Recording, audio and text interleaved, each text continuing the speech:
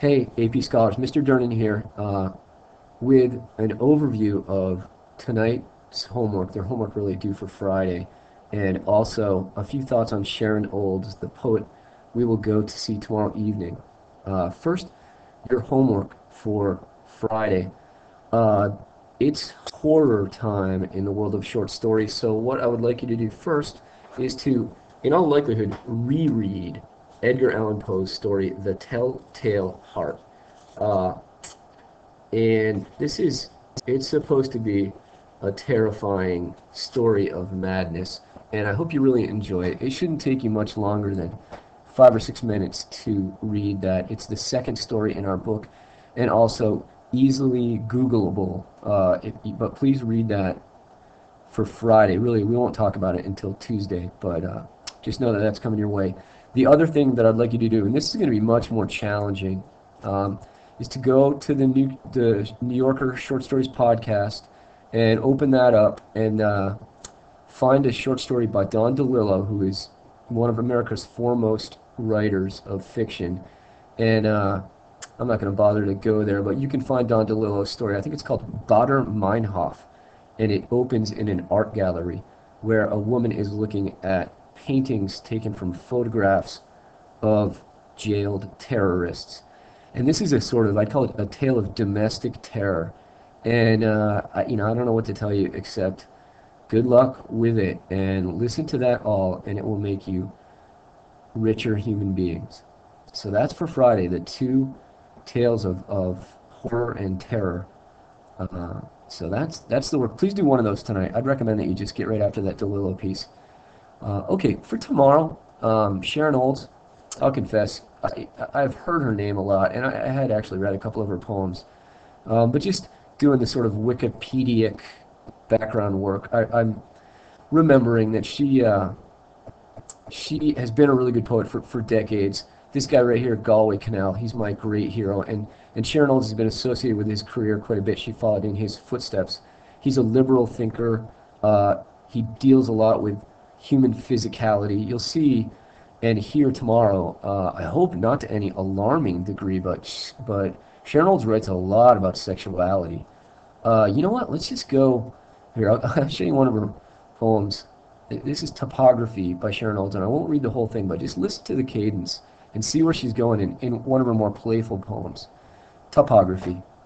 After we flew across the country, we got in bed, laid our bodies delicately together like maps laid face to face, east to west. My San Francisco against your New York. Your Fire Island against my Sonoma, my New Orleans deep in your Texas, etc. Right? What I'd encourage you to do right now is just pause this YouTube and just read the rest out loud to yourself. This is a cool poem, a good poem, and the sort of poem that we will hear tomorrow. Uh, she's okay. So Sharon Olds, she made her big splash with Satan Says. Okay, she's born in California to a really religious family. She chucked that out by the time she was in her late teens and was really smart and went to Stanford and went to Columbia and has kept publishing from, I don't know what the publication date of this is, but I'd say it's probably in the 70s.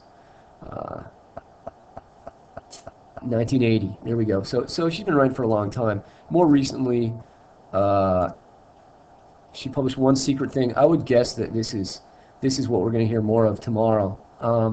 Anyway, it should be pretty exciting, and I encourage you to sort of have a look around and to listen to a poem of hers or two, and they're easy to find on YouTube. And I don't know if this will work, but I'm going to play you the beginning of this poem again, sexual theme, and you'll note. I mean, when I draw this up on YouTube, like in all these objectionable, Nicki Minaj, and also some student versions of poems like this Alcatraz is a chalk version of a read over of a poem by Sharon Olds. Let's have a listen to just the first few lines of this. Sex Without Love by Sharon Olds. How There she do they is. do it? How do they do it? The ones who make love without love. Beautiful as dancers, gliding over each other like ice skaters over the ice. fingers hooked inside each other's bodies, faces red as steak, wine wet as the children at birth, whose mothers are going to give them away. How do they come to the God? All right, you hear a kind of physicality. There's definitely a poetic cadence. So that's what we're looking at tomorrow. You know what I'm not going to play for you? I'm not going to play this from the Geraldine R. Dodge Poetry Festival, the most important poetry festival in the U.S. These are two really cool poems, but they're both about female anatomy. And I encourage you, if you have a real interest in her, go ahead and dial this up and have a listen, but not while you're Skyping with your mom, okay?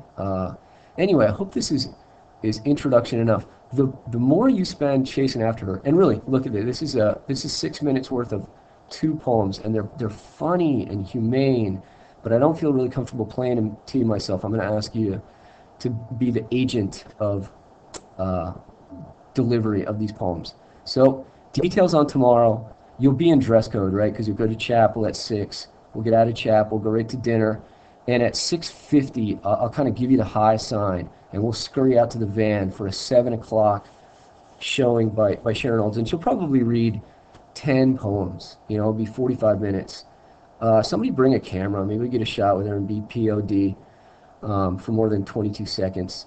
Anyway, I hope that this is fun, and I hope that those of you who are appreciating modern poetry take a little time to listen to Sharon Olds. And I'll take you out at the beginning of her reading.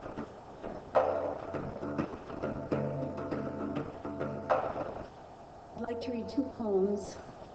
The first will be in my next book called Stag's Leap, poems 97 to 2002, maybe.